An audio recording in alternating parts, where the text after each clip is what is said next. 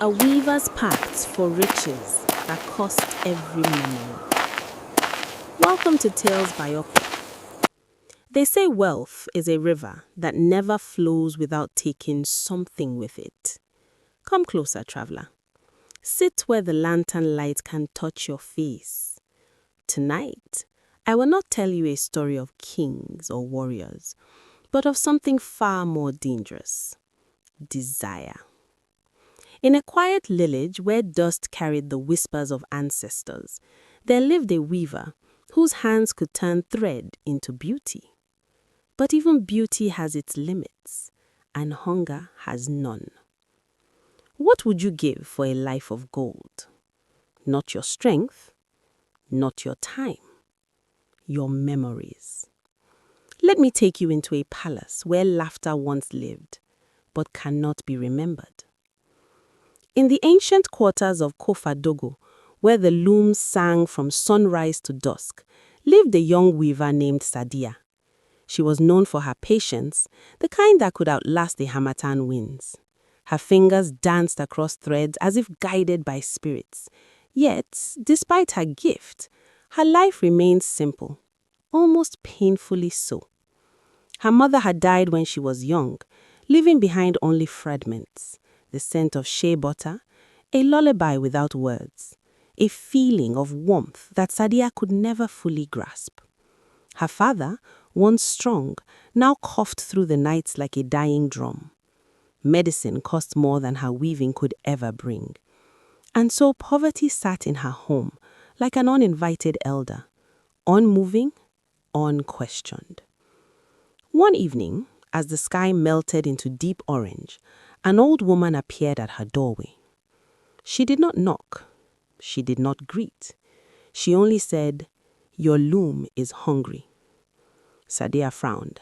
"My loom?" The old woman stepped inside as though she had always belonged there. Her eyes were cloudy, but sharp with something ancient. "A loom," she said slowly, "that does not eat cotton, nor silk, nor wool." Sadia felt something shift in her chest. "What does it eat?" The old woman smiled.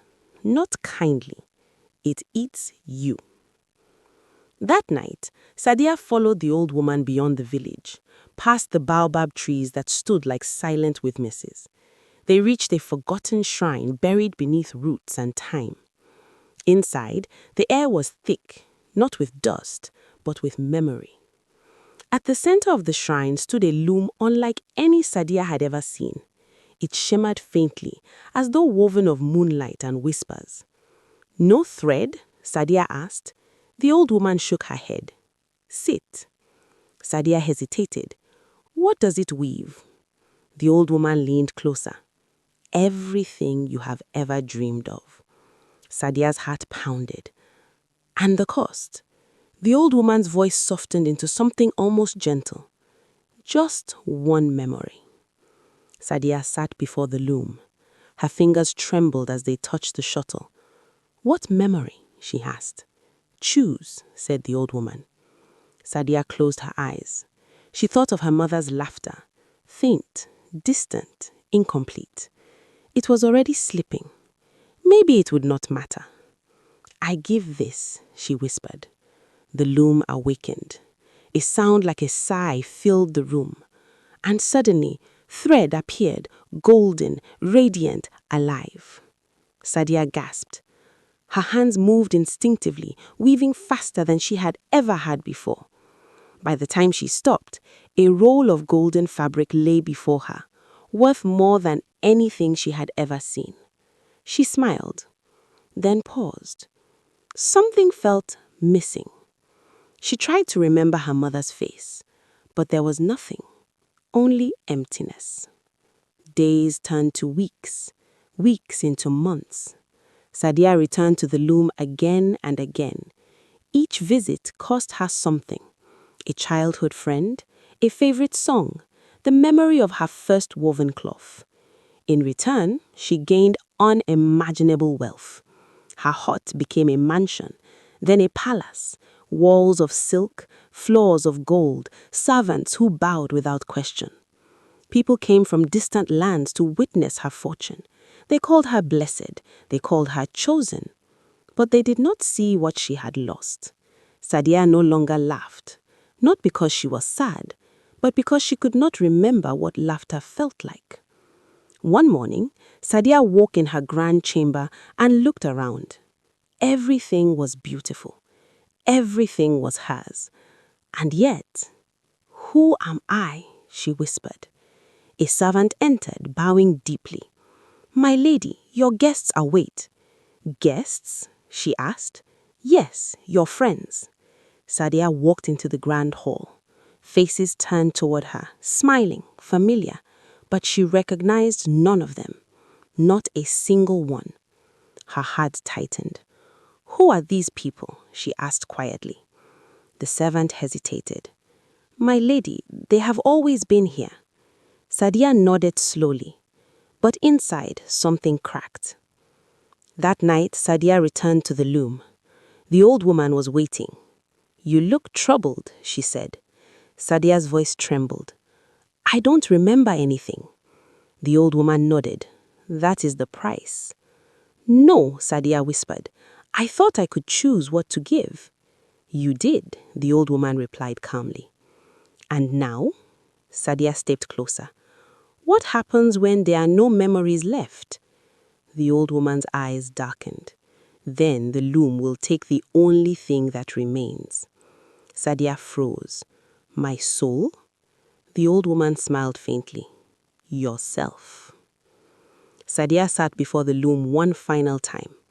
Her hands felt heavy, her mind empty. "What is left?" she asked. The old woman pointed to her chest. "One thing."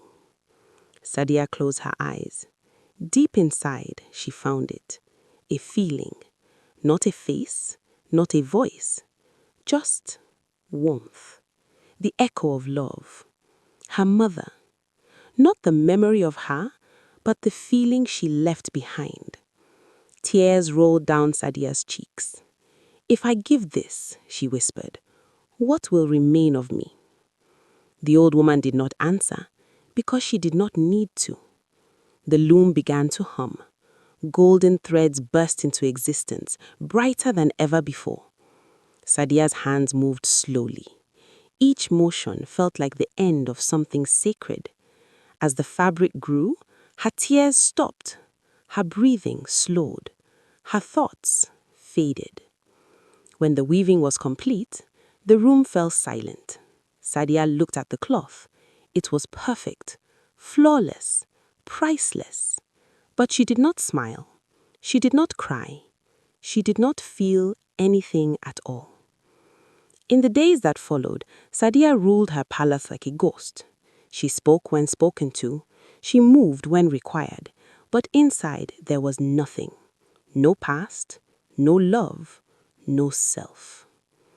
People still admired her, still envied her, but they did not know the truth, that the richest woman in the land was no longer a person. Deep beneath the earth, the loom remained, silent, patient, hungry.